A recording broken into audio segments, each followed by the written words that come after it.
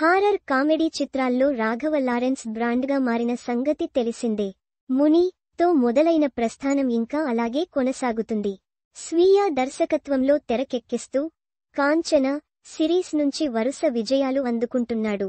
అలాగే cinema sequels budget అంతకంతకు పెంచుకుంటూ వెళ్తున్నాడు. 2011లో కాంచన 7 కోట్లతో నిర్మించాడు. అప్పట్లో ఈ సినిమా మంచి లాభాలు తెచ్చిపెట్టింది. అటుపై కాంచన 2 తెరకెక్కించాడు. తాప్సీని ఫీమేల్ లీడ్గా తీసుకుని 17 కోట్లతో నిర్మించగా 100 కోట్లకు పైగా వసూళ్లను రాబట్టింది.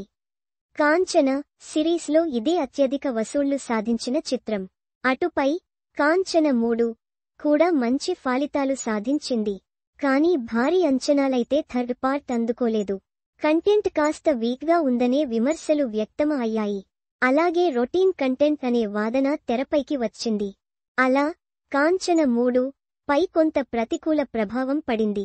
ఈ నేపథ్యంలో కాంచన 4 ని మాత్రం మరింత ప్రతిష్టాత్మకంగా ప్లాన్ చేస్తున్నాడు.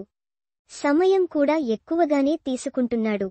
దాదాపు 6 ఏళ్ల తర్వాత 4వ భాగాన్ని తెరకెక్కిస్తున్నాడు.